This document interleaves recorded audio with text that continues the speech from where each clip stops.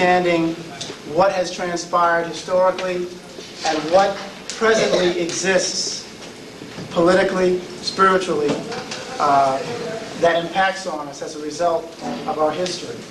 As a student of history, I always find it necessary when I do any sort of research to make sure that people see the relevance of what one is studying, what one studies, so that it makes sense. History is simply not studied for the purpose of pure interest, just to say, well, this is of interest to me, let me inquire about it. History should be studied, and history has been studied, and has been instituted by various countries, various societies, for the purpose of giving people a sense of self, and for the purpose of providing a certain reality to its citizenry. History is taught to make one see themselves a certain way as part of a particular nation or community, and it's also taught to make one see other people and other nations in a particular way and in a particular reality.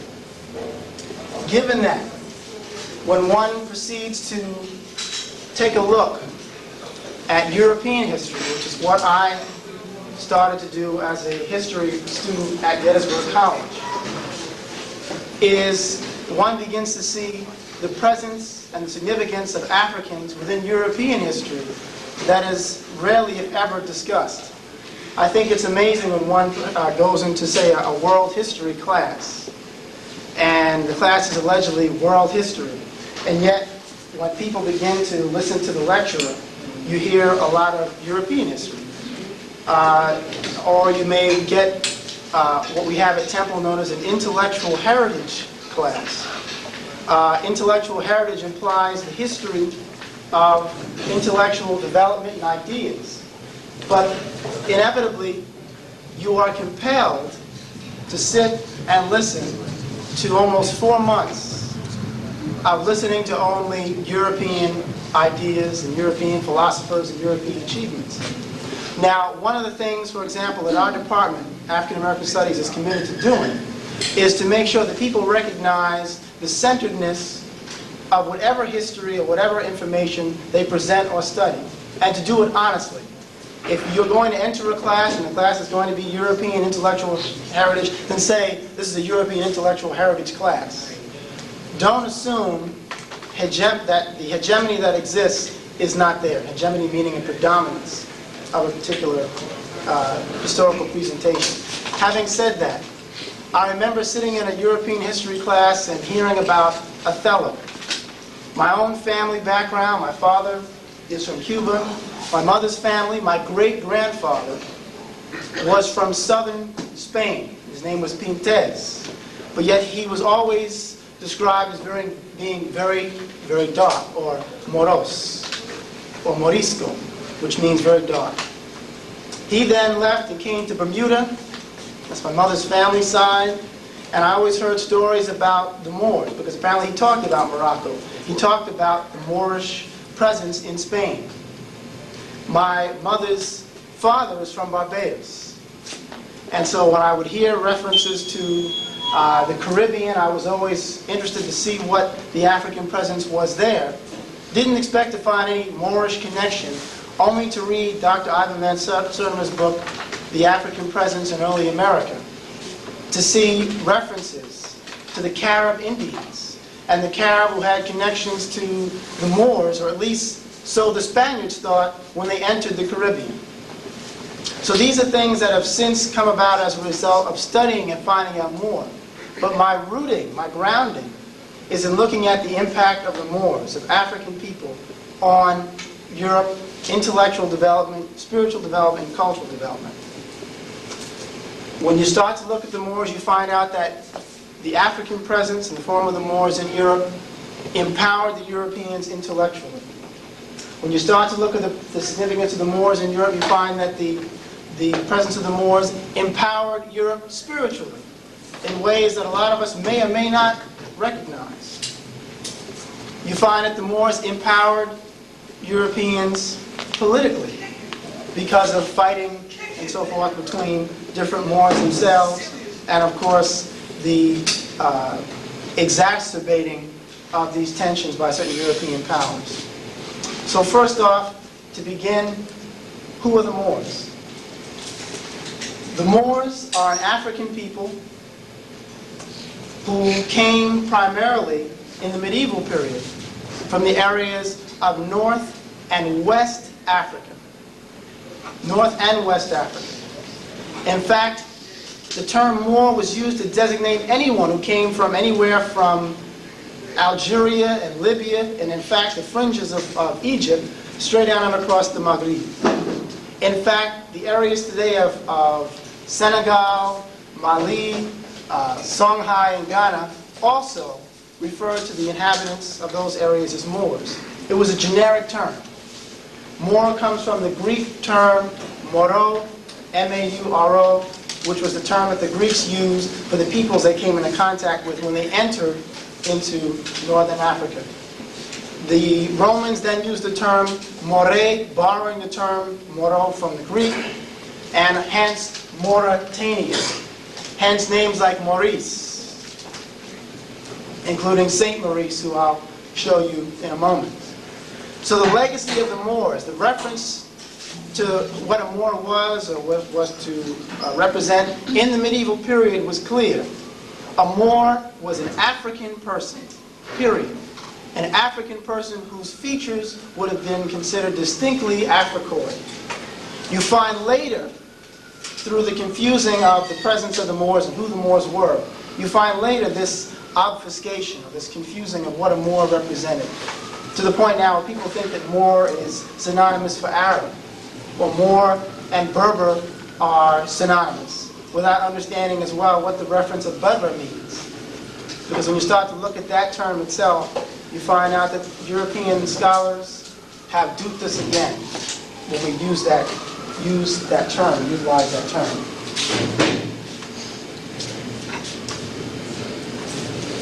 As I mentioned, the Moors, who come into contact with the Europeans on a large scale, 8th century, 710, an army from North Africa and Northwest Africa under the direction of an Arab general by the name of Tariq, has as one of his lieutenants an African general, a Moor named Tariq. And Tariq takes this army into the Iberian Peninsula, into what is now Spain. And in the course of a year, takes control of the entire region, all of what is now Spain and Portugal. The Moors get as far as Toulouse in France, and the legacy and the presence of the Moors begins. When the Moors came into the area, they found a society which was primarily dominated by a group of people known as the Visigoths and the Vandals. The Visigoths and the Vandals are a Germanic people, or European people. If you want to know anything about what their sense of culture or civility was, we see a living remnant in the use of the term Vandal for contemporary destruction of property and mayhem and rape, pillage, and burn concepts. So in terms of what sort of reality they practiced, what sort of level of culture, for the most part, the Visigoths and the Vandals were not what you would consider, quote-unquote, civilized. When the Moors came in, they found that these people had a practice known as the Ius Malatractandi. The Ius Malatractandi is a medieval Latin reference known as the evil usages. Under the evil usages, if I was a Visigothic king or prince and I chose to take something that you possessed, all I had to do was pay a fee. That included your property, that included your wife, that included anything you owned. So I'd say, well, I like your land and I like your estate. I think I'll have it. So I'd go, if I was of royal ancestry, you had to be part of the royalty, of course, part of the burgesses, and you go to the king, and the king would open the book and say, well, for X amount of money, pesetas, you then can take so-and-so's property, land, wife, etc. You had a situation where the Visigoths, under the Ius Malatractandi, also would engage in all kinds of torture against women children, etc. And again, based on not so much criminal activity, but based on also greed. You had something I wanted, I took it, and I paid the fee. Something known as a koima, or a kaluna, which was the fee that you paid to get something. As a result of this kind of reality, many historians have pointed out that the presence of the Moors coming into Spain, was not so much simply a decision to invade for the purpose of either spreading Islam or simply gaining control of the area. But many people pointed out that there were large groups of Jews who were in the Iberian Peninsula, who were under the control, under the subordination of the Visigothic kings, who were quote-unquote Christian, who then decided that they needed some outside help. And this Jewish group, which we call today the Sephardic or Sephardim, something that sometimes we may confuse, is kind of recognized being Jewish as being part of a singular race, or being part of a European group. But African, North African Jews are referred to as Sephardic or Sephardim in terms of their ethnicity. This group, which was within the country, had asked the Moors, had sent emissaries into North Africa, and had asked the Moors about what their intentions were, because they were catching hell in the Iberian Peninsula, and things looked right for control and subordination in the Iberian Peninsula, and kind of invited and begged the Moors, to a certain extent, to come into the area, to free them, in essence. So you have historians who talk about that element. Then you have another element which refers to the Moors going in because they chose to get control of the region for the purpose of expanding the borders of Islam and getting more land in general in use for agriculture and so forth. Excuse me, before I go on, did you have any No, questions? hold your questions, please. Just go ahead. Hold your questions. So, given this, the Moors enter the area in 710 and are controlled by 711. The Moors also enter into Sicily and Crete. In 827, they enter Crete, and they're there till 961. The impact upon the culture of the inhabitants of Spain, of what is now Spain, Portugal, Crete, Sicily, etc., would include the following. The Moors set up a postal system. They become the backbone of metal, wood, leather, wool, and the silk industries. They have a sewage system and latrines with hot and cold running water by the 10th century. Lighted streets. They're practicing food preservation through dehydration, preserving wheat for as long as 100 years. In fact, a man named Ibn al-Aswan, writing in the 12th century, wrote a book on how to preserve corn oil, how to preserve various fruits and vegetables through the process of dehydration. What's unique about this is that the Moors simply didn't engage in these activities without writing them down, but they were voluminous writers. They also, as we will see, set up a system of libraries and a book-selling system where these books and materials are made available not only to the population of Andalus, but the people beyond those borders. The Moors introduced new agricultural and irrigation methods which made the land vastly more productive than it had been under the Romans, and certainly under the Visigoths.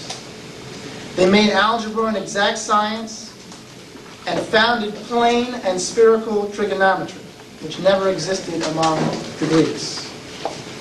Pharmacology, surgery, cauterization, ophthalmic surgery, lithotrides, which is destruction of kidney stones, and the establishing of a licensing exam for physicians were a part of Moorish society, what the Moors instituted into the region. Meanwhile, Europeans are relying on charms and amulets, visits to holy shrines. You had people going to a cathedral in Chartres in order to get well. If someone was said to be sick, they would either, generally, the treatments were as follows. Either you would simply pray for the person and take them to a holy shrine, or you would leech them. You know what leeching is? You basically bleed, you cover someone in leeches and then hope that it sucks all the impurities and so forth and everything out of the person, and it did, along with life itself. The Moors also were using monkey skeletons imported from Africa when cadavers weren't available. What does that then tell us about what the Moors knew anatomically, physiologically? It tells us that the Moors were obviously aware of some sort of physiological and anatomical connection between primates and humans. Now, I'm careful on this because I will say this. The Moors didn't say that people descended from apes. I leave that to Charles Darwin because I think there's something else, there's something quote-unquote Freudian about that. That's the whole nother topic. But the Moors simply said that there was or recognized there was an anatomical and physiological correlation between primates and humans. For that reason, if you were practicing as a surgeon, which the Moors excelled in, you could use certain sorts of primates to figure out where certain things were. And that way, when engaged in any kind of medical practices, you knew what the body structure was.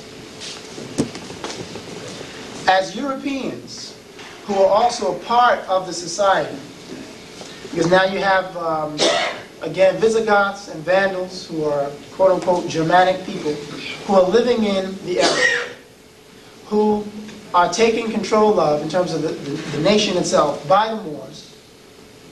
But what happens is, these people begin to recognize the impact of these Moors on developing their own civilization, and they begin to consider the Moors as almost, in many cases, supernatural or superhuman in terms of their understanding of certain science and their understanding of the natural world.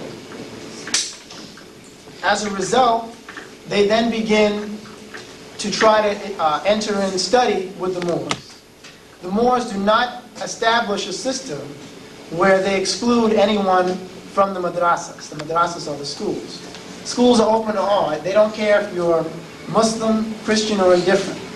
The school's open to everyone, and as a result, the quote-unquote Spaniards, and they become Spaniards later, because obviously at this point there is no Spain, but the people who become the Spaniards end up studying Moorish philosophy, Moorish sciences, and making use of this, ultimately, for their own social and political aggrandizement later. As a result, people beyond the borders of Andalus, which is what the Moors called the Iberian Peninsula, begin to hear about what's happening in Moorish Spain. So people start to come into the area to study. You have a nun writing in a German province in Saxony about the Moorish cities as being the jewel of the jewels of the world. The major cities, Cordova, Seville, Toledo, Granada, those areas become central centers for study of Moorish philosophy and science, and Europeans are flooding the borders. As long as they come in peace, as they say, there's no problem.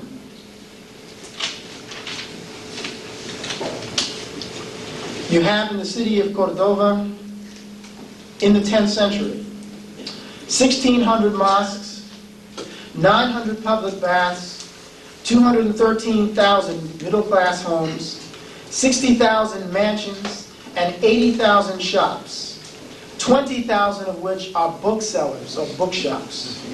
This is in the 10th century. And this is going to play very prominently later when we see what happens. 20,000 bookshops. Wealthier homes had 2 floors, a library, gardens, and running water. The population, again in the 10th century, is between 500,000 to 1 million people. And that's in the city of Cordova alone. England had barely that amount in its entire borders at that time. Needless to say, England was also steeped in squalor and filth and actually had considerable contempt for bathing. And this plays very prominently later.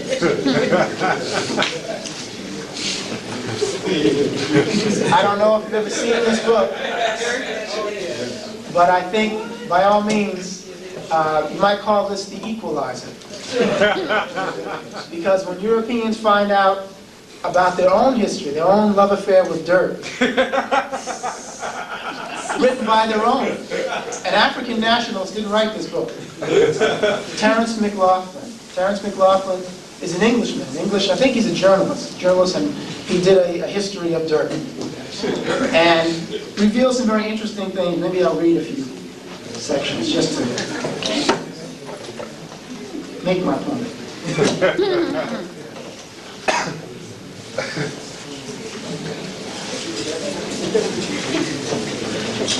McLaughlin is describing the monasteries, and he points out that the monasteries were considered the cleanest places initially because the monks bathed, well, I should say changed their clothes once a year. That was considered good. Here was found a deep pit, 18 foot 8 inches long, the walls 15 inches thick. The depth of the pit below the cloister floor was 25 feet. Filled in the pit were old gowns torn up by the monks and used as toilet paper. Evidence too that the monks suffered from digestive troubles as a result of not having bathed but once a year. There was another section that I wanted to get, and let me see if I can find it, because that's mild by comparison. Page 7. See, these are the books that I never came across in history class. I was studying history, European history, and nobody talked about this. This is the beloved King James.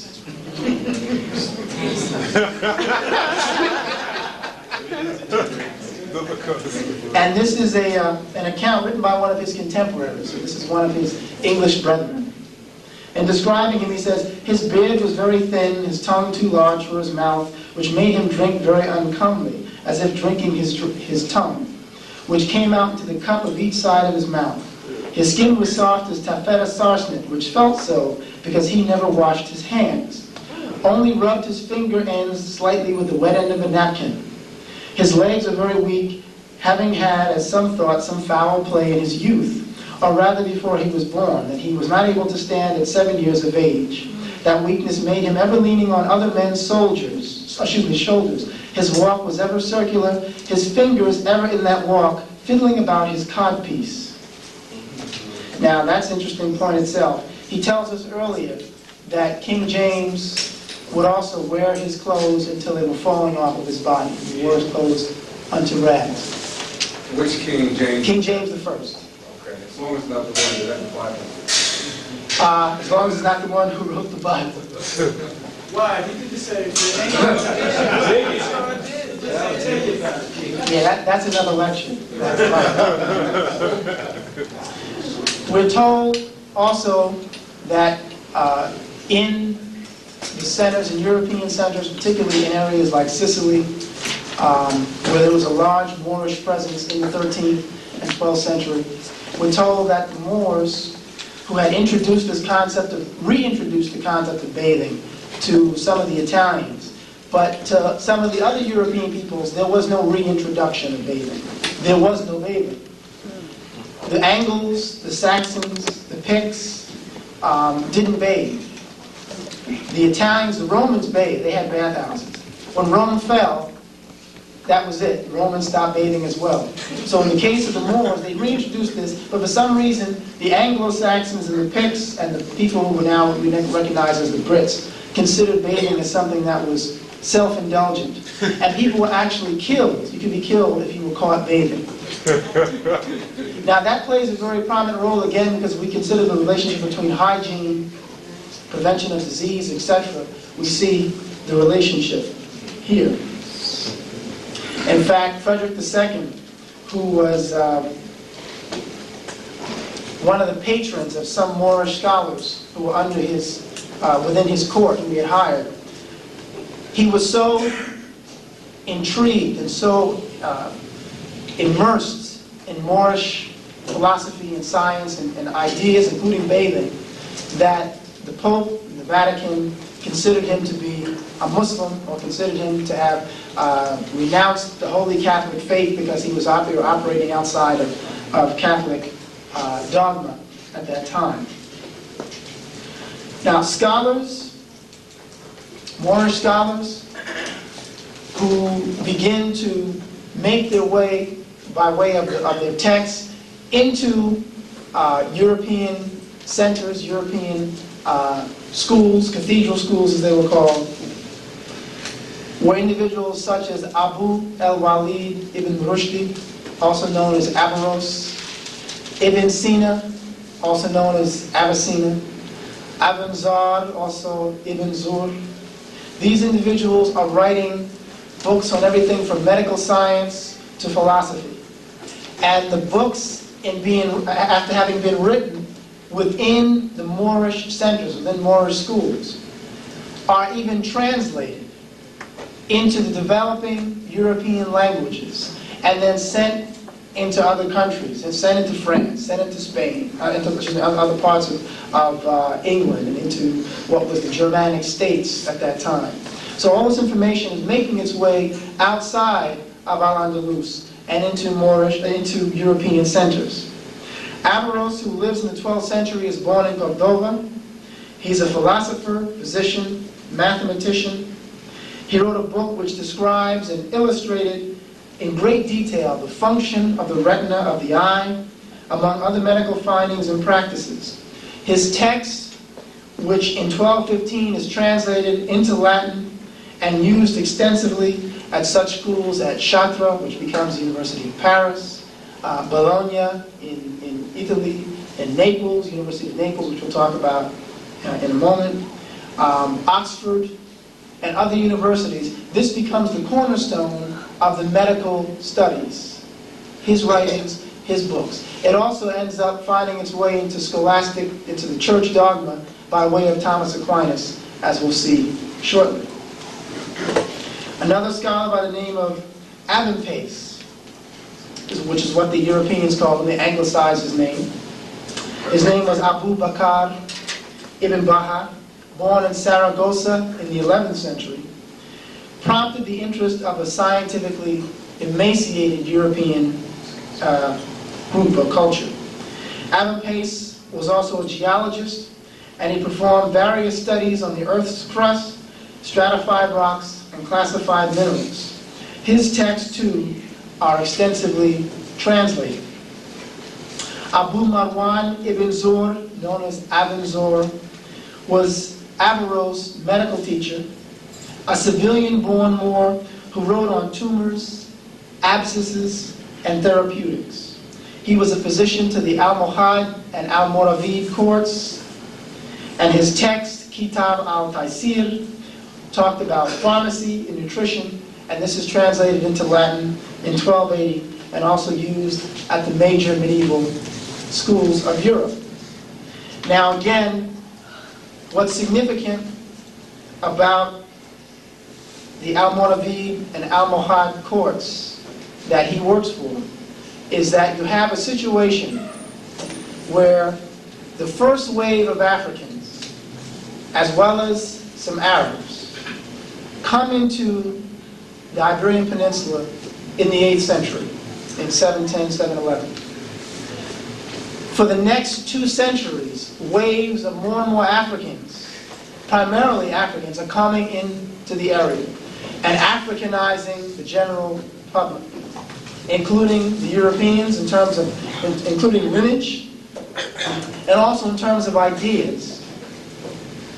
As a result, the Almohads and the Almoravids, who come from the area of Mali, Ghana, and Songhai, are a dynasty that's established in the 11th and then 12th centuries, which adds another wave of Africans. So if the first wave wasn't enough, you have 2 more waves, which again bring more African blood and bring more African ideas, African cosmology, which we find then manifesting itself in an African way in Andalus, and this is something that I should stress. Moorish Spain, even though this is an Islamic nation or Islamic kingdom, does not have the same sort of practice or the same sort of cosmologies that predominate in other parts of the Islamic world.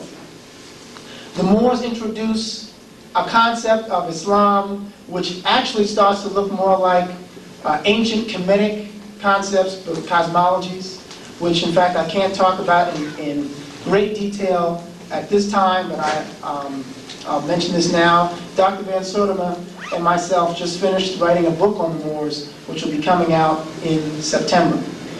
So I would direct you, if you get a chance, see the library or whatever, to please pick it up, and then you can read through that section. But the Moors have a particular brand of Islam, which manifests itself in other parts of Spain and other parts of Europe.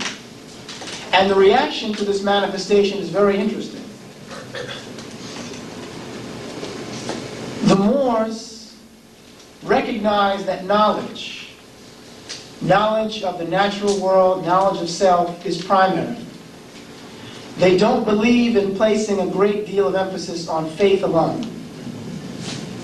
In essence, as I put it, the Moors' basic philosophy was one should reason oneself into the corner of faith,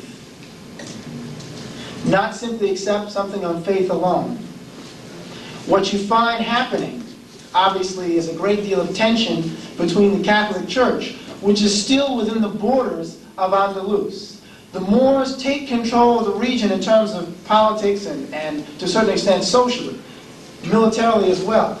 But there's no cancellation of the Catholic presence. The Moors do not tell the Catholics you must convert to Islam. They do not tell the people that you must do it this way. In fact, the Moors recognize the authority of the Catholic Church over its Catholic masses. This is very unique, particularly in this time period, because in those days the church was the state. You couldn't be a practicing Muslim in a Catholic kingdom. You had to be Catholic. If you were burned for heresy or burned for blasphemy against the faith. So the Moors recognize a religious tolerance which does not exist in the Catholic world and does not exist on the same level even in other parts of the Islamic world when you get into the 9th and 10th centuries.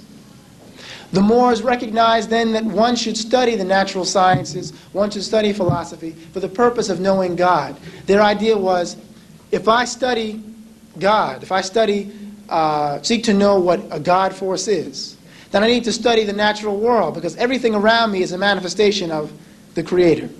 Everything around me is another element of that creative force. If I remove my idea of God from the various elements in society and say it's outside of me, it's over here. It's Jesus of Norway as opposed to Jesus, which is what I refer to most of the images we see. Jesus of Norway as opposed to Jesus of Nazareth. It's not this image of man that stands, because if we do that, where's the feminine principle? Where's the feminine principle then in the God force? If I talk about God as having a gender. So that was one of the reasons why they said they backed off of, say, a Christian, European Christian concept. But at the same time, that's also why they backed off the patriarchal concepts that begin to predominate even in Islam in consecutive centuries. And this is a part, in fact, of the tension that begins to exist between the Moors in the Iberian Peninsula and other Islamic peoples, the Arabs and the Syrians, outside of the area. Because while Syrian Islam and later Arab Islam seeks to implement a more patriarchal concept of Islam, the Moors are still recognizing the two concepts, the feminine and masculine principles that make up what is referred to as Allah. Interestingly enough, this sort of cosmology makes its way into European culture in the form of a group known as the Cathars, or the Albigensians. The Cathars are a society that establishes itself in southern France, right along the border of Andalus. It arises around the early 11th century. Shortly after, again, the Moors and their ideas, their texts start filtering beyond the borders of Moorish control, as well as obviously within the borders of Moorish control, where European Christians resided, European Catholics resided, etc. And as this information begins to move further north into areas of France, this community called the Cathars, or the Albigensians, develops. This community asserts that Jesus is a prophet, yet these are European Christians, quote unquote. That one must recognize the feminine principle in the God force, and for that reason you have women who are priests, known as the parfaits. You have a concept of dual unity which exists, which means that these two forces are working together almost in a ma'atic fashion to maintain a balance. And I guess in the case of ma'at meaning maintenance of harmony in the ancient Kemetic belief system. Ma'at is meant to maintain that balance between the two forces, and there is quote-unquote good and quote-unquote evil.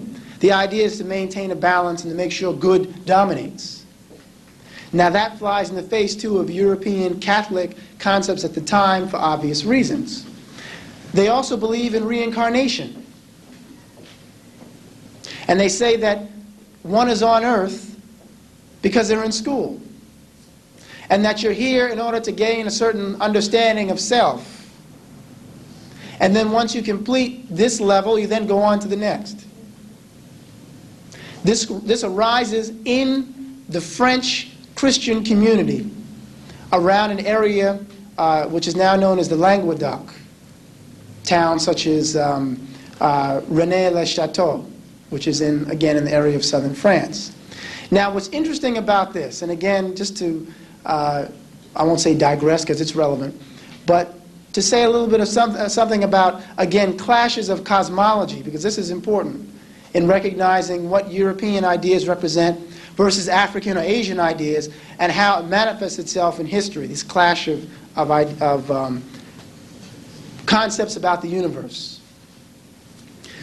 The Catholic Church becomes angered by the rise of the Cathar society, because they are a flowering civilization. The only other place that was flowering as much in terms of science and in terms of schools of philosophy and in terms of agricultural achievement, etc., were areas in Andalus, in Moorish Spain, of course, areas in Africa and areas in Asia. That's the only other place. In the Catholic European community, you didn't have this.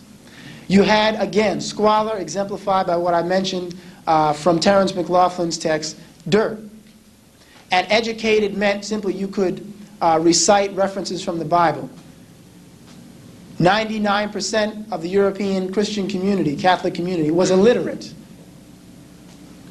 versus 60%, 70%, at least based on the records from the 16th and based on the records from the 11th and 12th centuries in Moorish Spain, based on the Moorish or the Andalusian population being primarily literate, having emphasized the need to study the world and study natural science in order to gain understanding of a creative force.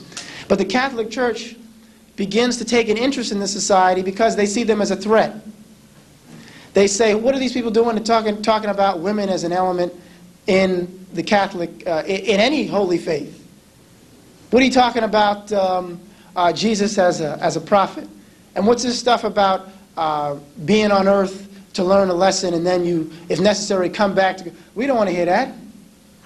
Not to mention the fact that elements in the Catholic Church saw the area as ripe for conquest because of the riches and wealth that existed in the area.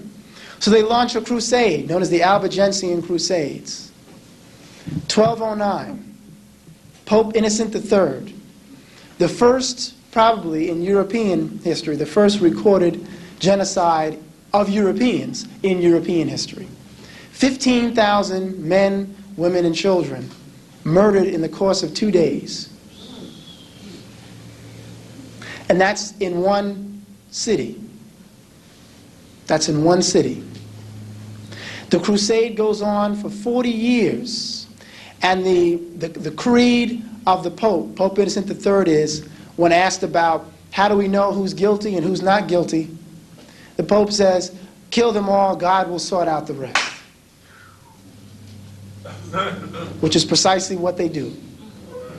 Now, what's ironic here, and before I forget, you might want to try to read this because this is a fascinating text. Holy Blood, Holy Grail. Holy Blood, Holy Grail, written by 3 authors, a guy named Henry Lincoln, Michael Bagent, B-A-I, Henry Lincoln, Michael Bagent, B-A-I-G-E-N-T, and Richard Lee, L-E-I-G-H. They talk about this very issue of how the Catholic Church annihilated a group of people whose spiritual ideas were not rooted in European cosmology. They were coming from Eastern and African traditions, and ultimately how this information, the Moorish information of the Eastern knowledge, goes under the society, mainstream society. It becomes a part of secret societies, such as the Freemasons, the Rosicrucians, the Shriners, the Daughters of the Nile, the Order of Zion, and other groups.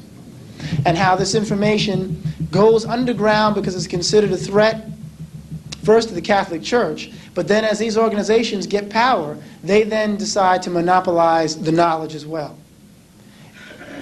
In the Moorish reality, in African reality, at that time at least, Africans were saying, the Moors were saying, knowledge is for everybody. You're all here to get some understanding of self and the outside world in order to get through this particular life. So you make things accessible.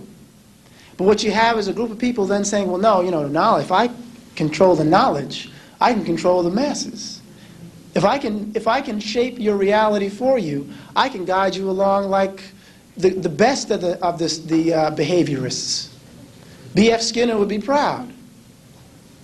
So what they do, or what they did, is they began to implement secret societies which govern what's happening behind the scenes and give the panacea of a watered-down concept of religion, what Christ was really talking about, what Muhammad was really talking about, peace be upon them both, because they didn't want the people to be able to get out from under the iron hand of control. This also is part of the reason why when people talk about the Moors, it's usually very spurious, it may be a footnote, or people automatically jump into an Arab mode to talk about the Arabs, even though people remember the place consistently as Moorish Spain. Just keep using the term synonymously with Arab, because then people begin to have a different perspective of what Islamic concepts meant at that time, and their connection to other belief systems, such as those that existed in the Nile Valley, etc. George James talks about in Stolen Legacy how the Moors were the custodians of ancient Kemetic knowledge. So, I mean, these are things that once in a while they pop to the surface, but there's so little to keep it there that sometimes we lose sight of it. And again, in terms of praxis, we start to see, as things come together, just how significant all this is, contemporaneously. Okay, so Europeans have an environment right there on European soil, which is engaged in studies in pharmacy, medical science, anatomy, astrology, mathematics. A man named Gerbert of Aurillac later becomes Pope Sylvester II, introduces so-called Arabic numerals into Europe in the 10th century after having studied among the Moors. This information is disseminated, and the history shifts. It's a little bit difficult to explain, and as I say, in 5 words or 5 sentences or less. But the Catholic Church vacillates as to its reaction to the Moorish information. Sometimes they allow it to come in and allow the people to study it. Other times they go after them. And it depends on who's in power. But ultimately, the reason for this vacillation is they knew the only way that they could ultimately get control was to allow some of the information to come over their way. Then once we get it, I use it against you. I got your information, not even a thank you, but take the information and then proceed to use it against you. That includes scientific knowledge. It also includes spiritual knowledge. So this information then becomes a part of the Catholic Church at different times, manifests itself through different individuals such as Thomas Aquinas, who I mentioned earlier. I'll go into him a little bit later. So let me just recognize 4 elements, 4 modes of European acquisition of information. 1, direct study. Europeans can go right into Andalus and study at any one of the madrasas. They can study in Seville, they can study in Granada, they can study in Cordova, they can study in Toledo, they can study at any of the major centers. And they do. People like Peter Abelard, I don't know if you're familiar with European intellectual history. These are people who are the cornerstones of European intellectual history, who you'll hear talked about in an intellectual heritage class, but no one explains where they got the information. Same situation, I say, with the Greeks. All of a sudden we just discussed, and the Greeks developed such and such. Aristotle wrote 1,000 books. Aristotle, and on all kinds of topics. Just the man was a walking brain, just in every subject. Nobody knows. We said, well, it came to him in a dream, I guess. Even to the point that references in European classical, references in ancient Greek history. Even though they speak of an African connection, nobody draws any parallels when they're talking in intellectual heritage class. Why does Zeus come from Ethiopia in the Greek myth? Myth is very revealing, yet people don't go any further. That's pretty strange. It's like if all of a sudden in the myth of George Washington, people say George Washington came from Japan. You better look and find out what is the connection between George and Japan. What is Zeus doing, the king of the gods, coming from Ethiopia, coming from Africa? What is Epaphus? Epaphus, who was the son of Zeus and Io. Epaphus is the one who is said to be the progenitor of the Greek peoples. His father is Zeus. So what are the Greeks telling us about their own beginnings? Then you have people like Strabo and Olympiodorus, who in their own writings are talking about getting information from the Africans, from Kemet. So these are things that, again, Europeans they begin, not at the beginning, they begin with themselves. And don't get into a discussion of where anything came from. And that continues up to the present, to the Statue of Liberty, right? Just made it, for immigrants, we assume. So people like Peter Abelard, Roger Bacon, Thomas Aquinas, Michael Scott, Giordano Bruno. Later, in fact, Giordano Bruno was burned in the 17th century for saying, 16th century for saying he got his information from the Moors. He said it at the wrong time. See, depending on the time you lived, you might get away with it. He said it at a time when he said, no, that stuff is now under the table. You don't come with us with this. And then as a result, he's killed. But these are the heavy hitters of European intellectual tradition. And they are studying in Moorish Spain. The purchase of books. I already mentioned in Cordova alone, there are 20,000 booksellers. The Moors took a census. The Moors they took censuses. So they wanted to know who was how many people were in a particular city. Because they had taxes. They set up municipalities. These were things that were a part of the system. We kind of think that this contemporary concept of an urban center is something that comes out of Europe. Africans have been doing it for centuries. We always tend to think of, if we're not informed, I know you all are informed, if you picture Africa 1,000 years ago, unless it's in Egypt, people think of huts and little villages, no urban centers. But there were always urban centers where people were coming to trade goods and so forth that they were getting from the outlying areas, from the country regions.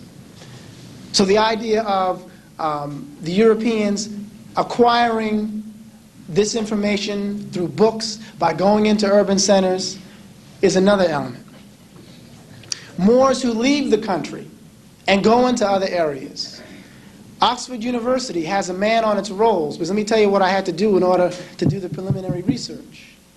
When I was doing my master's to do the research on the impact of the Moors, my question was as follows. I'd heard a lot about the significance of Africans in developing the European academic system, but I didn't know where was the evidence. I want to see it distinctly. I want to see it in the Latin. I want to see it in the medieval. I want to see the documents. So I started having documents sent from the University of Madrid, a place called the Instituto de Arias in Spain. I had things sent from California. And reading through this information, I had roles, curriculum roles. In other words, what was taught at particular universities at particular points in time. I checked the listings of who were the teachers at particular colleges and universities. Why was a particular university established? What was its charter? What was its creed? When I started finding out that the major schools of Europe, the ones that are now considered the cornerstones of European intelligentsia and academia, Oxford, University of Paris, University of Naples, Bologna, University of Palencia in Spain, Salamanca.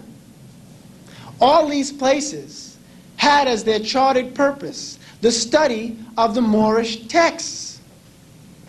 They had set up these schools to make use of the information that was coming in. They were not all what's called cathedral schools. Cathedral school you went to only to study Christianity, Catholicism. These schools were developing to study the sciences and the philosophy that the Moors had been introducing in Andalus. And when you look and you see names like Adam de Marisco on the faculty roll for Oxford University in the 12th century, it might pass you by unless you know what de Marisco means. De Marisco means of the Moors. Adam of the Moors. Hence, many names, in fact, that people had in those days, you either said where you came from in terms of regionally, or who you came from in terms of blood. Hence the name Moor, that so many Europeans carry today and don't know what they're carrying. If they knew, if they look at one of in their books of heraldry, they'd probably pass out to see what's there. In fact, and I'll show some of the examples a little bit later. So these are things that were necessary, getting these texts and getting these curriculum roles to see for myself. And I have to say, my advisors, who were all Europeans, University of Pennsylvania, Columbia University, doctorate in history, all Europeans were shocked. They were like, well, how did you get this information? Why would you even think to look for such information? But they couldn't, as I said, they couldn't touch it. They still had to say, give me the grade, because the work was thorough.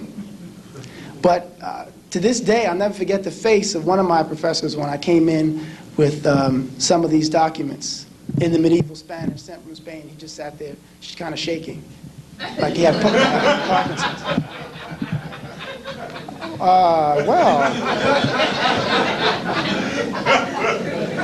I see you've really done your work.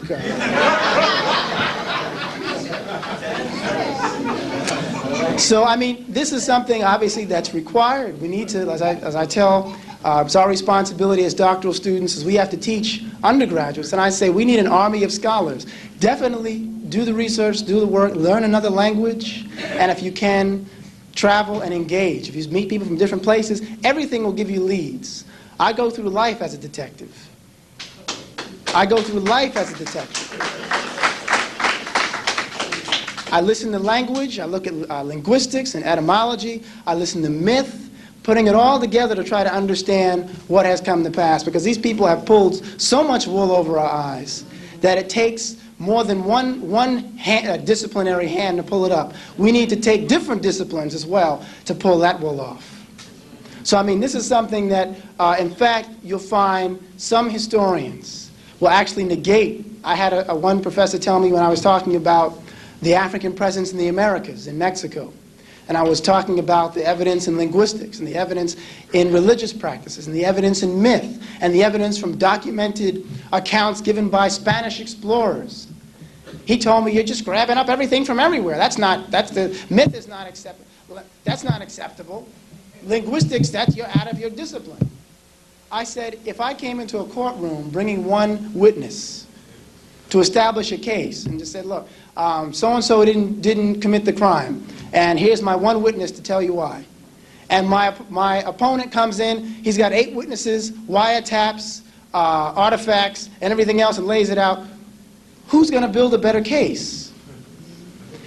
Ironically, that's why the foundation of law is history, because it's teaching you how to pull it all together. But yet when it comes down to it, in the world of historiography, or historicity, when you present this information to a European historian, they say, no, see, because you didn't give it as we put it. See, just read these authors. That's it. And don't start reasoning. I don't want to hear any analysis now. And when I did this in the presence of a historian from Mexico, this man who was a Mexican is telling me, you're right. Telling me, absolutely. And this European American, Jewish fella, European Jewish fella, Ashkenazim, is sitting there saying, no, I've never heard that. Everybody can claim being in America. And this Mexican historian standing there telling him, yes, there is an African presence. You can go to Veracruz and see it. There's a tradition, if you can find about Yanga in the tradition of Mexico. You see the Olmec heads. I mean, what more do you, this man is from Mexico. He grew up there, and this European American is telling him, you don't know what you're doing. No, you're wrong. The arrogance is something else that's intriguing. The level of arrogance they would feel comfortable with doing this. So, having said all that, you recognize what I had to go through in order to get this done, and that's why I say I know that what I say is true, and I know that what I say is historically founded. I have problems with people who present shabby scholarship because it ultimately hurts African scholarship as we try to build our case. If you have people who are not thorough, then we'd run into trouble. So I actually liked the idea of having these Europeans standing in front of that door, for me, because I knew that I'd have to fight hard to get through it. So hopefully, like I say, it'll pay off now as it gets out beyond the book and into the mind of the general public. Okay, I mentioned Michael Scott, Adelaide of Bath. I want to say a few things about a major contributor to Europe's acquisition of Moorish knowledge. And this man is famous in Spanish history. He's known as the Wise. The reason why he's known as the Wise is because he knew that he should steal African thought. That's why he was wise. Alfonso X.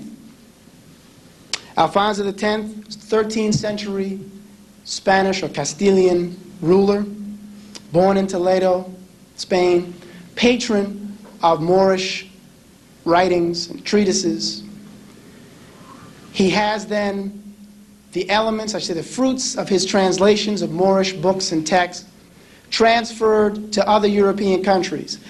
He engages in diplomatic relations with France and Sicily and Italy in particular, and as a result, they're exchanging knowledge and information about the Moors.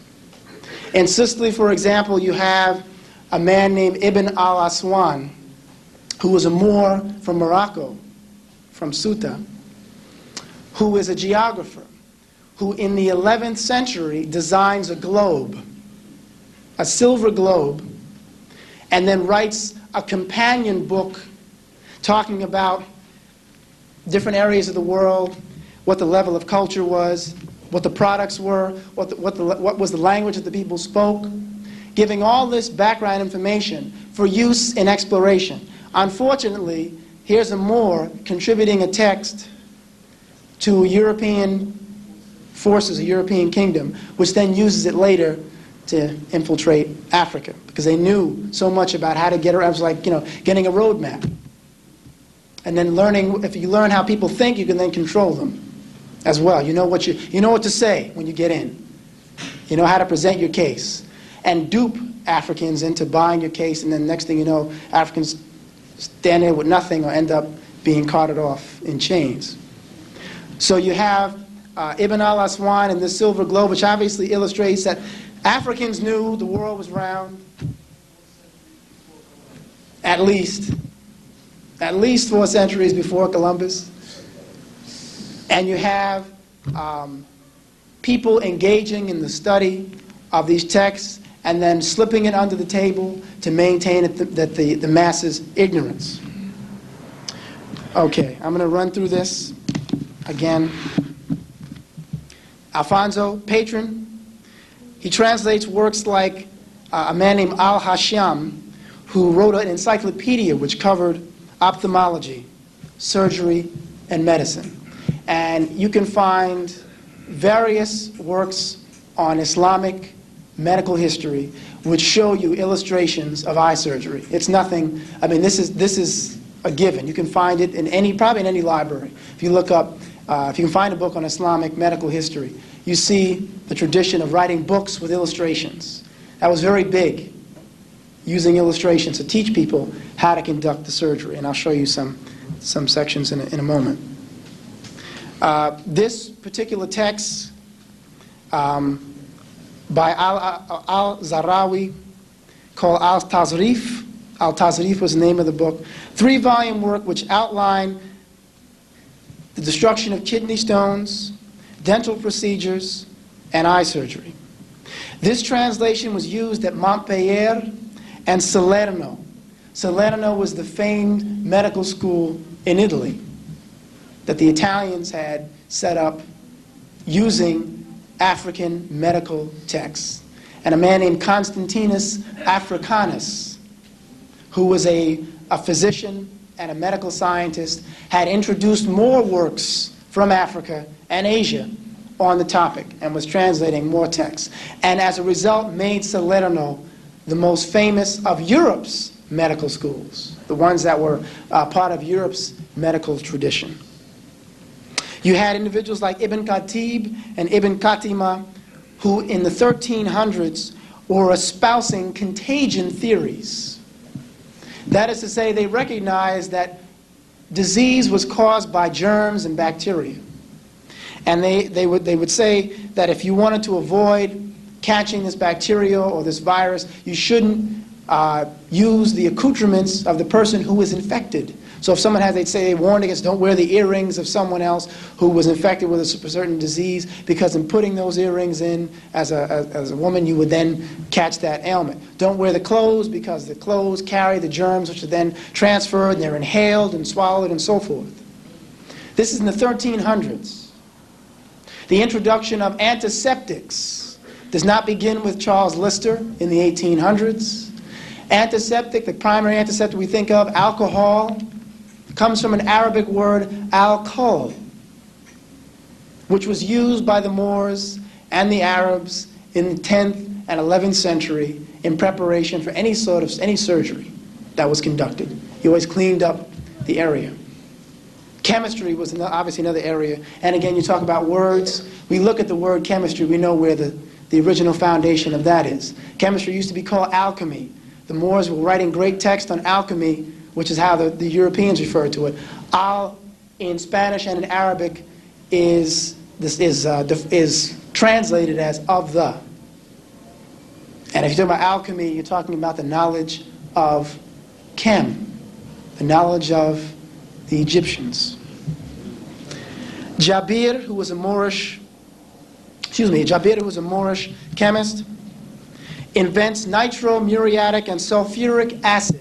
Sulfuric and nitromuriatic acids used in industry, developed by an African, by a Moor, Jabir.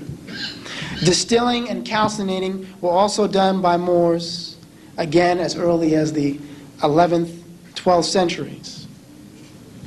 Europeans had such easy access to this information that you find many Moors and Muslims in the Moorish Spain complaining about the acquisition of the knowledge by Europeans. Because what they would do is they would steal it. You have one Moor complaining in the 12th century. He says, books of science ought not to be sold to Jews or Christians, except those that treat of their own religion. Indeed, they translate books of science and attribute authorship to their co-religionists or to their bishops when they are the work of Muslims. Man, you should have done that. So you have people recognizing the threat, the problem with this, because Europeans were not taking the information and disseminating it. They were saying, this is great. Now I have it as the bishop. I can hold on to it and proceed to dictate control of this general population. And then when some people get it secretly in the form of the Rosicrucians and other organizations, battles ensue between the two groups, which is why to this day in the Masonic tradition there's a conflict between the Catholic Church. Catholic Church is at odds. In fact, that's why Italians can't be Masons if they're Catholics. So what they do is they become, Knights of Columbus, which is another secret order which is quietly dealing in African spiritual science and natural science and philosophy.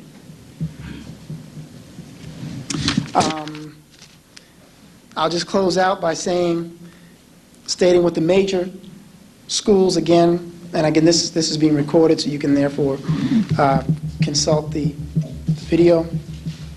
Major European schools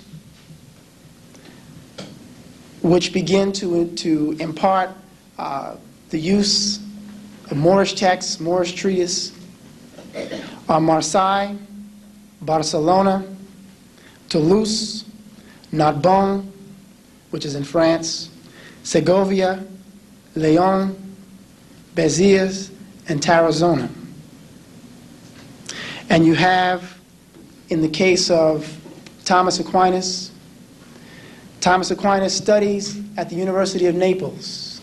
University of Naples is established in 1225 for the specific purpose, chartered purpose, of teaching Moorish knowledge, teaching Moorish texts. Thomas Aquinas is also a mendicant friar, which is he's a Dominican. The Dominicans establish a tradition of taking the texts of the Moors that they have acquired and putting them into their libraries and then having that as part of their education.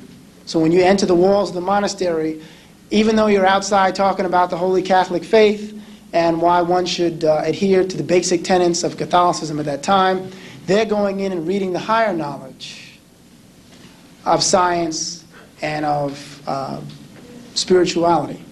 Aquinas, again, is canonized for his ability, it means he becomes a saint, for his ability to transform the Moorish knowledge into a more palatable form for the Vatican. He was born at the right time and in the right place, where he gets over, because he is not seeking to threaten the authority of the church. And he tries to introduce the knowledge in such a way as not to create tension between him and the church. Others are not as successful. Okay. This legacy of the Moors, the presence of the Moors, manifests itself in the lineage. I mentioned before that Europeans themselves carrying the family name in remembrance of their African heritage, their African past. And just to close out, I'll show you a few examples.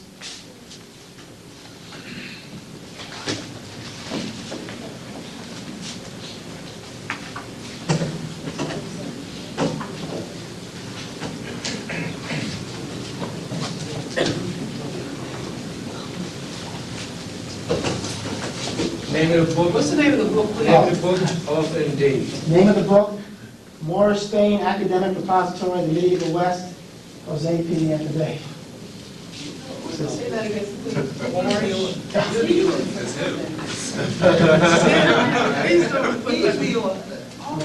This is my masterpiece. But what I did was I used in the back, I used sections from a book of heraldry. Books of heraldry are European family histories. They have the crests, and they give you an idea of what the origins of the family are. It's called a coat of arms. Coat of arms.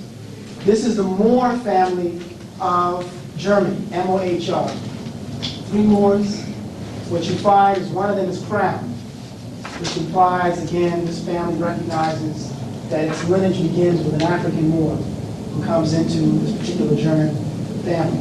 Now, the significance of this is deep because if you try to understand the regard that Europeans have for Africans at this time, you see it in the fact that they begin to identify their origin with the coming of an African. In other words, if they were known as Peter Eisen or John Stuyvesant or John of Stuyvesant, which would have been a village initially, then they would have simply retained them. But an African comes and intermarries, takes a German wife, or maybe the other way around, it was an African woman, a Moorish woman, took a German husband, and they begin to trace their lineage then back to an African presence. Names like Moor, or any name that has the phonetic sound Moor in it. Moreau, Mordaunt, Morgan, Morrison, which literally means son of a Moor. Dunmore, Dunsmore. All those names imply an African progenitor. But then there are some names which don't reveal it. Right? Douglas, which Douglas, which is Douglas, which means behold, it's Gaelic for behold the black man, or there's the black man. You have Andrews, Bueller, Gleam, Maniot, Brocas, Stewart. All those names. What you need to do is go to a book, a heraldry. All those names imply or have an African progenitor. The best book, just to give you a little add to it, the best book you can get all of that information pertaining to names and their origin is a book by David McRitchie called Ancient and Modern Britons, book 1 and 2, involving all of what he just said. And then if you want to consult the Book of Heraldry, you can see Fox Davies and James Fairbairn. Fox Davies and James Fairbairn have 2 books of heraldry. Those are 2 names. I think his first name is John Fox-Davies and James Fairbairn. Fair like it's fair, B-A-I-R-N. Are you publishing this book? This part of this is going to be in the work with Van Sertima, which is coming out. And I'm also working on my dissertation now, and this will also be a part of it. I've extended, in fact, I'll talk a little bit about that briefly at the end, after I field some questions. Oh, here's another I just want to say. That's Zangermeister. So, I mean, we're all over the place. You don't always know. Zangermeister, sing master. This African came to teach at the University of Berlin and married a German woman and started the Zangermeisters. Married white women. Why did they do that? I don't know, but it's crazy. And in fact, I'm gonna wrap up the significance of this in a minute. These are others. Oh, Mason. How could I forget? Mason. Mason. You know what the family crest is for Mason? 3 Moors' heads conjoined on one neck, wreathed about the temples. And there are 3. You can't see it because it's very small. One of them looks quite African. We'll say looks African. One of them is less African, and the last one looks European. So it's as if it's a transformation that's taking place. Oh, yeah. Wasn't a lot of this exterminations to it, taking the ancestral homes of the indigenous Africans that were on the European continent? That were already in Europe. When you get into Scottish history in particular, right, that's right. That's when these things start to manifest themselves in particular. Let me just make sure I didn't miss any names. Halliburton, did I mention Halliburton? Weldon, Downell, and Morley. Those are just a few. Okay, that's one. Significance, and let me just wrap up with this. Significance of Othello. The reality is, African people were in Europe both before the coming of the Moors in the 8th century and certainly following. There weren't as large numbers in most parts of Europe prior to that time. That's why, interestingly enough, even when you study intellectual history, you find people always saying that in Ireland, there were some people studying classical learning, but it was a few. And in areas of Scotland, that's no accident. That's more than a coincidence, because those areas also were very largely Africanized from antiquity. There were African presence in those regions as well. 6,000. So when you talk about the presence of the Africans in that area, it's a given. What happens? Europeans, in remembering their own history, and this is what I think Shakespeare is telling us when he compiles Othello, which is based on a real individual. Othello was a real individual who Shakespeare had read about, there was an Italian who had recorded the history of this Moor who was in the court of some Venetian ruler. The Moors had been considered as an asset. They were recognized as being noble, divine, very intelligent, and a very contributing people to the civilization of Europe. Europeans, in remembering this element, and as they rise, as Europeans rise in control of their own, obviously of Europe, as well as begin to go over into other areas, go over into Africa, etc., they begin almost like ungrateful children to kind of want to forget what had transpired earlier. And the intermarriage which was still going on between African men and women and European men and women, they were trying to discard. I mentioned something before about a codpiece. Again, that's so much. Codpiece was an artificial penis that Europeans wore in their pants. Interestingly enough, it has Cresswellsian significance because it becomes a fashion statement the same time that Africans are defeated. The same time that Africans begin to lose power in various parts of Europe is the same time that this new fashion statement of wearing a codpiece in your pants comes into vogue. Well, what's the significance, though? I don't. It was just a fashion statement.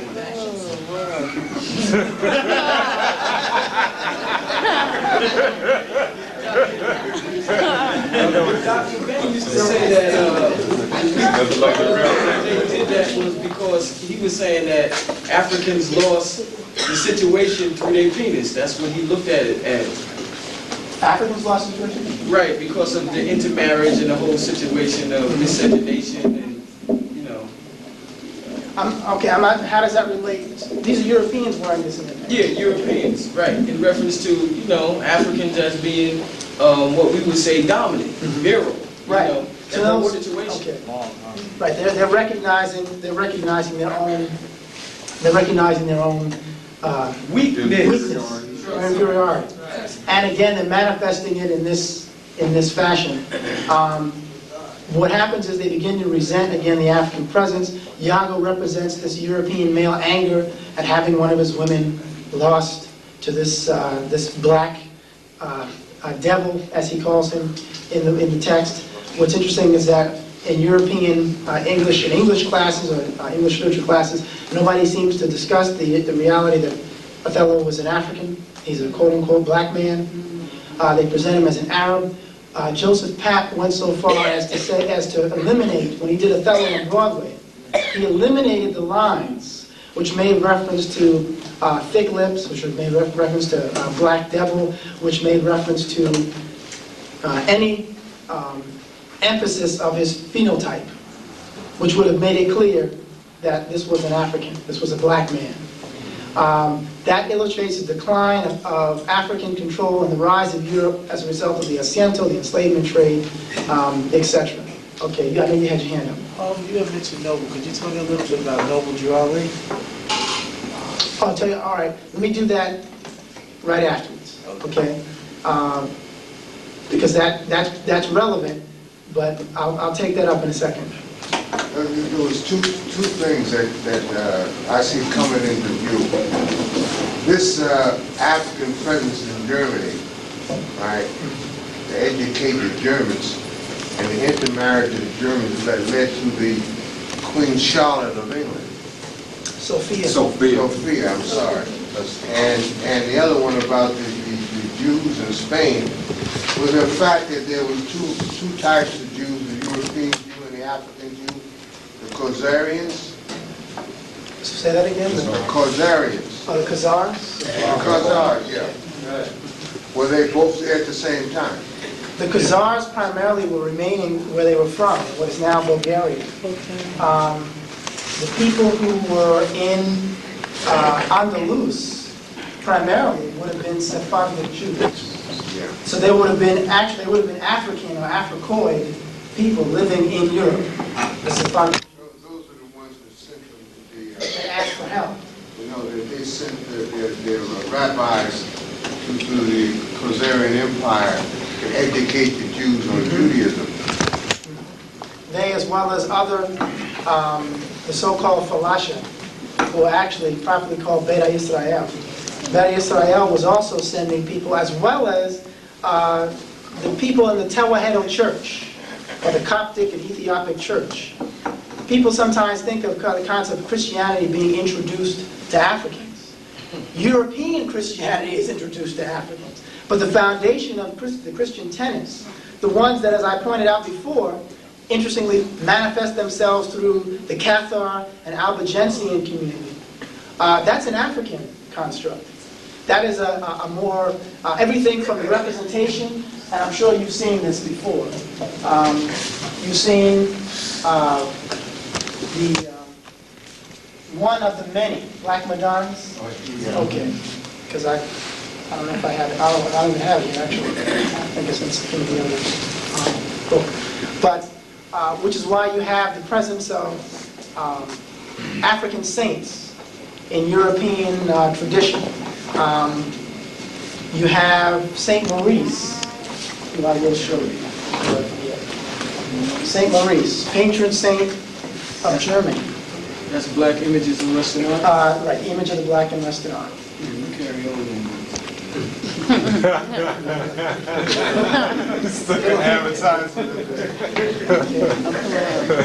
Now, there are many representations of Saint Maurice, many.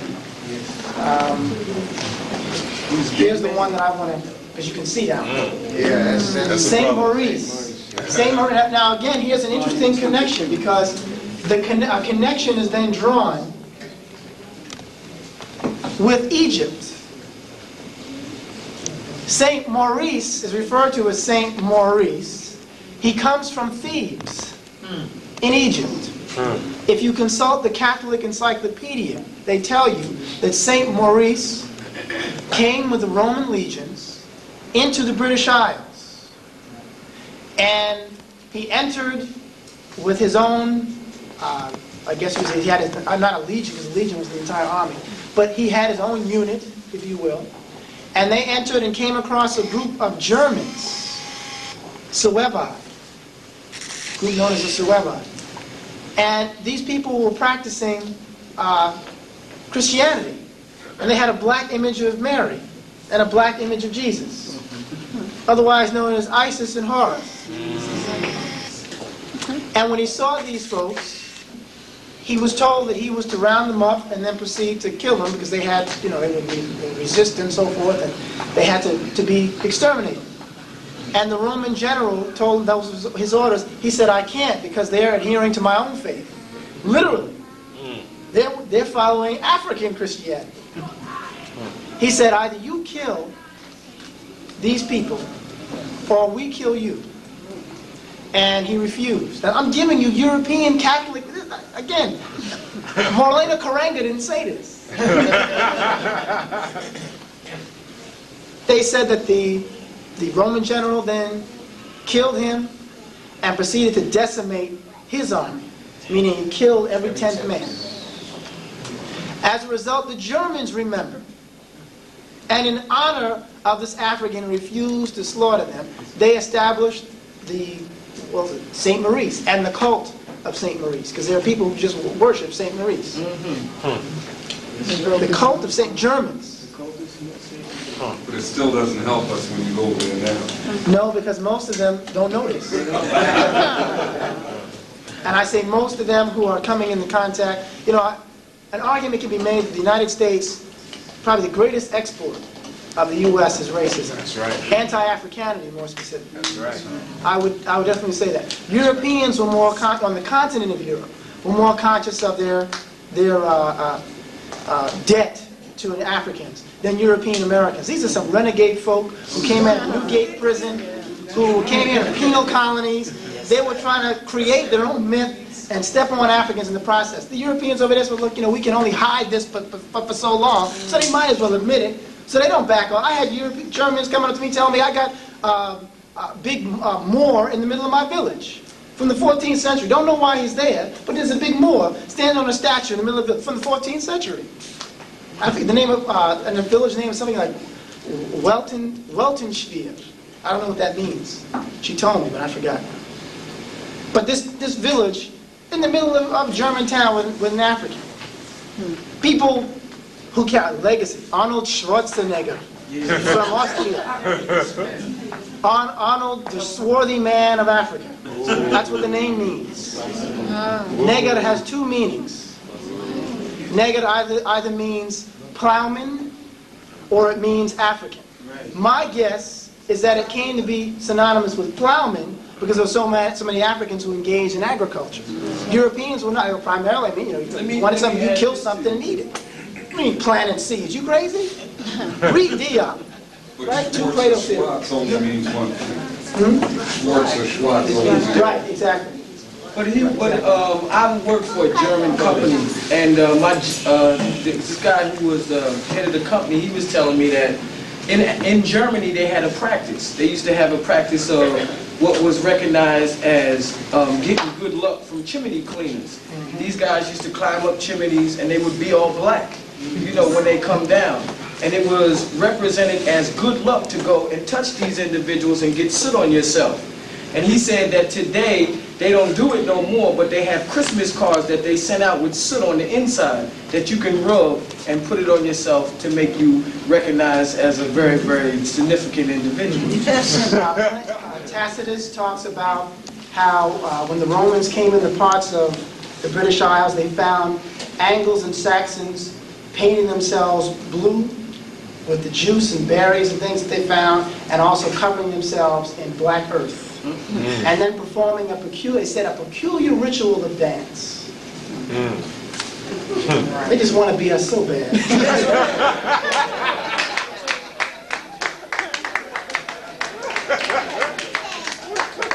It's like many of them recognize something is wrong. I just want to answer a couple of questions. Could you tell me about the Moors militarily? I mean, were they... Speak a little louder, son. I'm asking about the Moors and their military competence. How were they as fighters. Right. They was bad.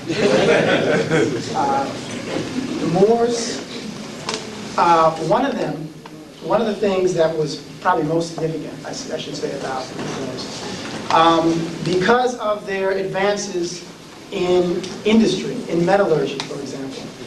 You're talking about the development of swords and lances that were much stronger, first of all, than anything that the Europeans were producing. The idea of Toledan steel from Toledo. Toledo in Spain is now famous for the production of steel, and in the medieval period was famous for the production of swords. The reason is because those metallurgical practices were taught to the Spanish Catholic army and to the Spanish Catholic kingdom by the Moors. So you had weapons that were far superior because they were stronger, better grade. In terms of tactics, the Moors had one sect known as the Mob el-Themin, the wearers of the veil, who would largely be the equivalent, if you're looking for an outside equivalent to the Japanese ninja. The Mob el-Themin would appear literally out of nowhere. You just be walking, and all of a sudden they're on you. They covered their faces, all you saw was the eyes. They had guns, even in the medieval period, which is something that a lot of people aren't aware of. The Moors had guns. Really? Yes. The gunpowder had fire, what people call a fire stick. It was a gun.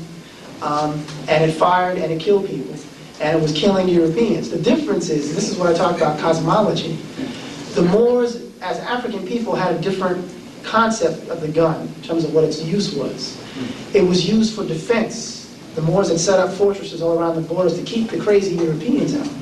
What happened is, as they were introducing this metallurgy and introducing gun technology into, first of all, you probably remember because the legacy lives today, the Beretta. The Beretta family of Italy comes from Italy and starts its gun company in the medieval period. They're right sitting in the middle of Moorish industry. It's all over the place. They excelled in it because they had a different concept. You know, you can be a creative genius, and you can be, as I say, evil genius. Depends on where you turn your energies. So the Europeans recognized that you said, well, we have to really develop this gun thing. Just make guns by mass, just in mass, because, see, we don't have much here. And my reality tells me that I need to get control of outside regions to survive, because mainly in abundance we have a lot of ice, we have a lot of cold, and we have a lot of filth. So if we're going to develop anything agriculturally, if we're going to develop riches, we need to get things from outside. And Africa and Asia's got it. So they started first. Africa's right there. We opened it up because of our different, cosmology, a different value system. The Chinese had a different value system. They said, you come in here and you're gone. And it maintained that until the Boxer Rebellion. It took modern technology and European alliances on a grand scale to finally get in there. But we're talking about, but one shouldn't denigrate Africans then for having a different cosmology. It simply means we're more humane. That's right. Where does Hannibal and Carthage fit along? That's what Hannibal, Seems to skip, Hannibal is during the Punic Wars, and that's about almost 1,000 years before. The Moors come in the 8th century. So they're talking about, like I said, almost 1,000, like 800 years before. Hannibal brings his armies, as we know, into much of Europe. But wouldn't that be the first African? That wouldn't even be the first. There were Africans there before then. But that was the first they attempt at African control, military and political, social predominance of Europe. And what you have is, of course, Hannibal then infusing more African blood into the European populations that he's coming into contact with as he moves through. Hence, you can go and see Italians, Siciliano, Calabrese, Calabria. Hey. Every time I see Italian, I think of Calabria. If you say Calabria is an Italian who's an African, and they'll tell you that. I mean, many of them back off the word black. But you say to them, are you of African ancestry? They'll say yes. Something about semantics. That's to do with semantics. Don't call me black, but I'm an African. And I've done it. I've dealt with people who say, I'm black. You're an African. Look, were there Moors in Sicily? Oh, yeah. The Moors are from Africa? Yeah. You have African ancestry? Yeah, well, but I'm not black. Very revealing. Okay, let me... Why they don't say that? Why don't they say that the Spaniards, the conquistadors, are not of European ancestry? They are of European ancestry. Most of the time, I guess, I have heard people say more often than not that the conquistadors are Spanish. I guess what I thought you might be asking is why is it people don't say that the Spanish have a strong African lineage? No, I or an Arab lineage. That part I understand. But the conquistadors were more of a European ancestry, okay? And when he's talking about in different lectures, he just never brought out that fact. Well, actually, I guess that's a little bit more difficult to deal with because you're talking about a time when the conquistadors are established and they're conquering and so forth. Some of the conquistadors will also be designated as quote-unquote black by today's standards. But because their allegiance was to the Catholic faith and to the king of Spain, they were engaged in the subjugation of African and Native American peoples as well. So I mean, in terms of saying the conquistadors were, primarily the conquistadors, yes, were certainly of Spanish ancestry. In fact, it comes to a point where you couldn't be any high-level official unless you were of pure, in quotes, a pure Castilian ancestry. And you had to pass something known as the limpieza de sangre, which is the clean blood bill. So you had to be able to prove that you were of pure Castilian ancestry. And if they found any Africans, whether they were Moors or Jews, in your lineage, you were in trouble. You couldn't participate in any official capacity. But that's in 1547 that comes through. Before that, it's like kid gloves. They treat it differently. Again, it's a complex topic, it's a complex issue, because it shifts. To Europeans, it's not a straight line presentation or straight line legislation. They're careful. Sometimes they submit something, sometimes they make certain concessions, you know. You think you're making progress, let's throw in Lieutenant Colin Powell, Miss America, you're watching this magician's hand over here, and he's doing something else with this one. So we have the surface level references for progress, but then you start to go below the surface to something else. I just wanted to make some quick points about, again, Morocco, its relevance. Again, I know you all are informed, but one of the greatest battles that still is waged when you mention the Moors to a European is the idea that the Moors are Arabs. And I have to say, even that mentioning the Moors not being Arabs is a difficult situation, because Arabs are not blanketly not African. See, that's even problematic. It depends on the Arab. It depends on the individual. And Saudi Arabia, certainly at the time of the Prophet Muhammad, was an African region, it was an African nation. Diop says it, Arab scholars say it. They know that. But what happens is you find later on this emphasis on a more European phenotype. But having said that, people keep talking about Morocco in terms of the Moors. Well, the Moors came from Morocco. You look at Morocco, those are Arab people, they're white. And you know you're in trouble when they start throwing white at you. Because you know that they're trying to throw out a spurious term which really doesn't mean anything. The definition of white is, this is official according to the U.S. government, any of the original peoples of Europe, North Africa, and the Indian subcontinent. Now, any of the original peoples of Europe, North Africa, and the Indian subcontinent. Everybody in here is white. According to the official definition. If you look at a legend, you know, the definition of what these terms mean, black says any member of a black racial group. If you read Asian or Pacific Islander, it refers to Asia, refers to the Pacific Islands. If you read Hispanic, it even says any of the Spanish-speaking peoples of non-European origin coming from the areas of. And they stop pointing to regions. Only black people are floating in space. They're taking North Africa. How? Yes. Because they think it's their reality. They think, in other words, it's European hegemony. And again, without going into a great deal of detail, it was a process. It was a process of trying to break away African parts. You talk about Africa, North Africa, and Sub-Saharan Africa. The use of those two terms is meant to then make you think that North Africa belongs to Europe and the southern parts of Africa and Central Africa belong to Negroid peoples. Now, by doing that, their justification is say, well, you know, because the people there are light. You can go to other people who've been in North Africa. I see North Africans, there's no predominance of white people in North Africa. You find African people, you find people who are so-called more Semitic appearance, but there's no one has collectively taken a poll and said everybody here is phenotypically closer to Europe, so therefore we all are Europeans, or we're all white, which is what they're trying to assert. But they've successfully commandeered that reality and then imposed it on other people. If you look, that's just I'm showing you just an example of architecture. You've seen Moorish architecture before. Europeans never seen anything like that until the Moors. Is there anything that we can undo that? Is that what the scholarship is now about? Oh, yeah. To undo these things. You know what's, I can contribute to that simply by preferring, I say, getting specific. Refer to African people as Africans.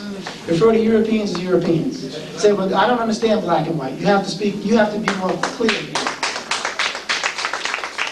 Because what it does is it proceeds to confuse people. And they can employ a kind of divide and conquer mentality to categorization which then has people thinking in terms of black and white, and then they can grab up everything. Because by definition of white now, they can claim Egypt, they can claim Morocco, they can claim anything that did anything, even India and the Indian subcontinent. Those Dravidian folks who set up everything before the Aryans got there. What are you talking about, Indian as white? So I mean, we need, that's one thing. Just again, I know you're familiar with the concept of nomo. The power of the spoken word. You proceed to change reality when you start to use certain terms and references. And even on a psychological level, I did a paper, a psychological review for one of my doctoral classes, finding out what the psychological damage was of using color names. Unquestionably, even Europeans have greater appreciation and greater respect for Africans when they use African. And these are psychological studies. They categorized the most intelligent as people who designate themselves as African American. They considered the laziest those who consider themselves Negro, and the most criminal those who call themselves black. Hello. So what we see, the power of words, and again I talked about briefly before, without going into a whole lot of esoterica. There's a spiritual element to this as well. Among the Bulgarians in Bulgaria, there were two designations of people, known as the white Bulgars and the black Bulgars. They were both Bulgars, both Bulgarians, looked alike, but one was designated as being an underclass, and one was designated as being the upper class or ruling class. Then when you deal with something known as the Kabbalah, which is the mystic text of Judaism, they say before you can defeat an enemy, you must make him black. Make him black. The Moors, even though they were dark in complexion, did not accept the reference of black, didn't call themselves black. Said, I'm a Moor. I'm a Moor. Or, if the reference is, I'm swarthy, if they want to use a more neutral reference, in terms of just referring to color. Moor also referred to a culture. Or Ethiopian even, because at least there's a landmass. Although that's problematic, because now we're calling ourselves after a Greek term, because Ethiopia is Kush. As soon as we begin to define ourselves, for ourselves, we begin to change reality. And again, and I'm just throwing this out there for say, food for thought. On an esoteric level, what do we know? Look, George Bush is a member of the Order of the Skull and Crossbones. It's known. This is no secret. Esquire magazine, New York Times talked about it. What is it? Why would you make? What is the Order of the Skull and Crossbones? Nancy was watching her husband with astrology. I mean, these folks are doing things. It's fun. While they've been sending us into their Christian temples, not even our Christian temples, they're leading us into the door while they're reading our stuff and doing our stuff. And we've bought up so much that we're contributing to our own defeat. That's right, by doing this. I just want to show you a few examples of some. Excuse me, can you pass them around? Because we can see them. Yeah, these are. I'll tell you afterwards. You can come up and take a video. Okay. That is one Moroccan girl. She's referred to as a Berber. The Berber peoples. Now, what they say is that this is the classic example of a Berber. That's what they say. Until you read a book by B. Comfries, who was a linguist, called, just jump right out of my head, Language Among the Berber. And he talks about how the Berber peoples, the largest group of so-called Berber peoples are in the south. They're a group known as the Haratins. And they look like any other African, look like any African, typical African person. Now, she is still, which they might say, mixed. I've seen African Americans look like that. She's not European, that's a fact. But again, they would hold this up to try to throw you off, because they've got us obsessed with a pigmentocratic reality. We base everything on pigment and phenotype. This is Desmond. This sister represents another Berber. Explain the word Berber. Berber.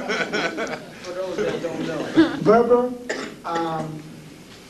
is said to come from the word Ber, according to Diab, Dr. Sheikh Diab, which means tongue, foreign tongue. And it's suggested that Berber implies that the people who were designated as Berber spoke a tongue that was foreign to Africa. Here's the problem. The designation of Berber was given by a European who just blanketed the reference to anybody who was in North and Northwest Africa. So what you do is you're trapped again, we're duped, because then we begin to think of Berber, even though it was a reference to a foreign tongue. We think that anybody who is Berber is foreign. Therefore, we would consider her as not being Berber because she's not foreign to Africa. So it's, again, but what you say is correct, because the guy who's doing the definition is foreign to him.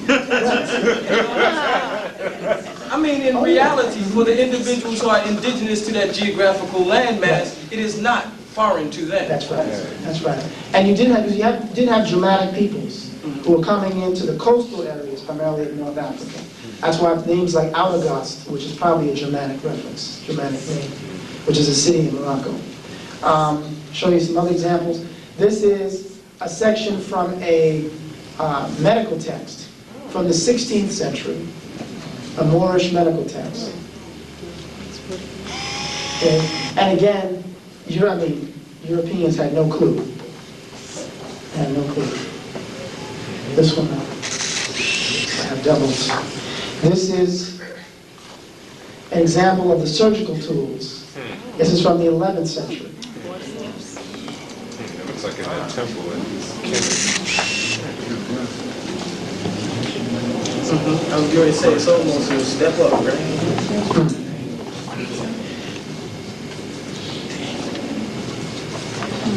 This is another example of a Moroccan group. This is a folk group. These are very, very African people. This is Morocco. This is from J.A. Rogers. He shows Moors in French, Dutch, and Belgian families. All these names have Moor, the phonetic sound Moor in them.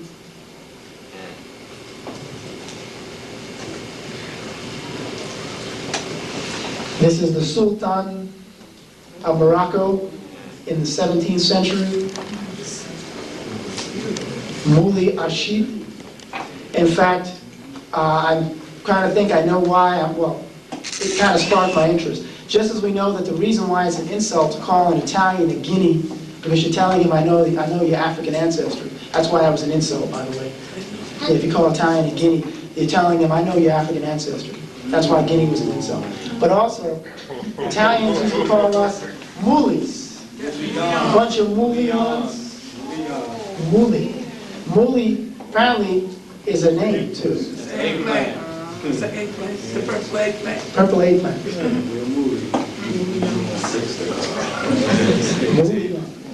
And this is a page from the text written by Al-Zarawi in the 13th century. This is a text showing the same surgical instruments that I showed you before. Again, detailed text telling these folks just how to conduct surgery, just what to do. 20,000 bookshops in one place. All they had to do was read. They didn't have to do any thinking. Just get hold of the African and Arab and Syrian Islamic stuff and just read it.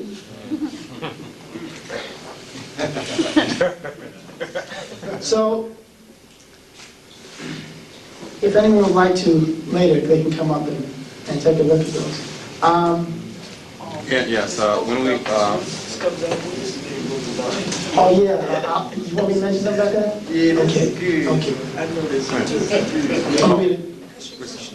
Well, anyway, when we invite you back, we'd like you to develop the thesis of George G. and James about the Moors being the inheritors of the Kemites. Now, how do you respond to like a lot of, say, black masses or some of the black scholars who say that Islam is Arabism, it's a foreign ideology, it's not part of African culture? My only response, I guess, in fact, I give you an example of something that happened. I have the utmost respect for John Henry Clark.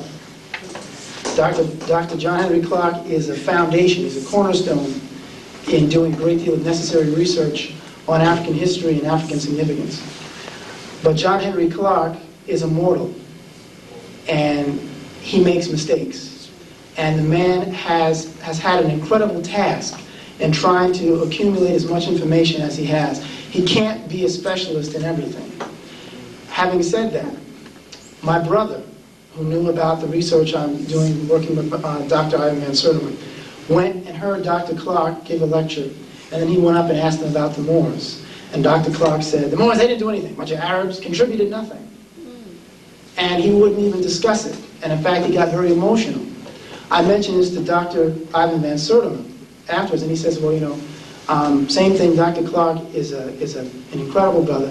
He's an incredible scholar. But some people have a kind of an ingrained, I think, it may even be on a level that a lot of us don't recognize, knee-jerk response when we hear Muslim or Islam that may not always be, really have a validation for it, may not always be justified.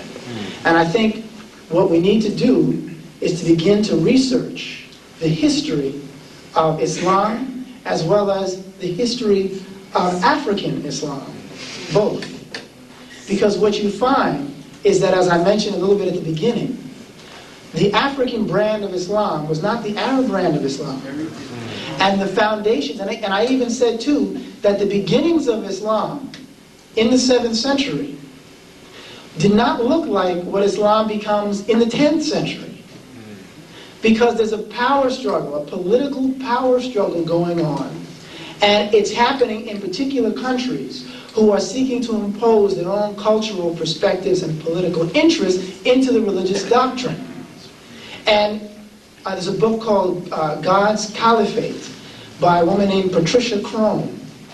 And she talks about the battle, the political battle between the Umayyad and the Abbasid and the Fatimites, and how this confusion or this political battle produces what we now consider as mainstream Islam in terms of Sunni and Shia. And that if you want to understand Islam, you had better make reference to some early accounts. One of the brothers who was in my program, Ayele Bekeri, is from Ethiopia. And his area is the Ethiopic Church. And he and I were talking about a very significant event that sometimes we miss. The Prophet Muhammad and his contingent fled to Ethiopia. And they were there for quite a while, for several, I think almost a year, several months. And in the process of being there, discussed, and this is part of the tradition, the commonality between their understanding of Islam and Christianity. And again, let's remember, again, the Cathar, the Albigensian tradition.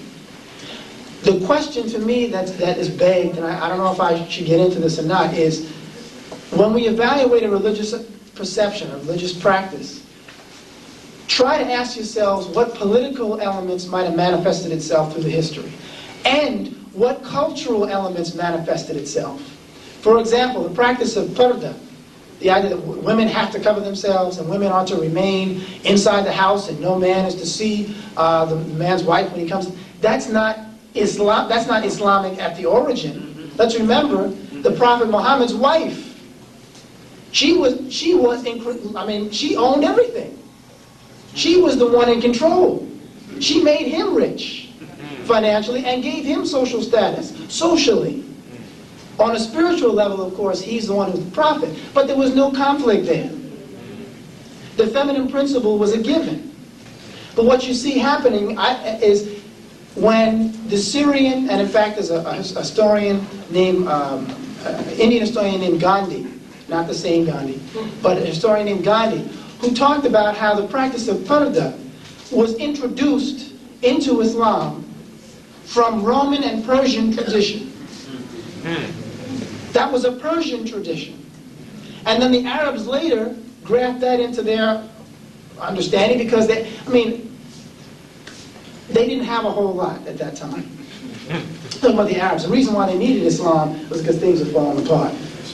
I hate to do this, but the brother has to go back to Philadelphia.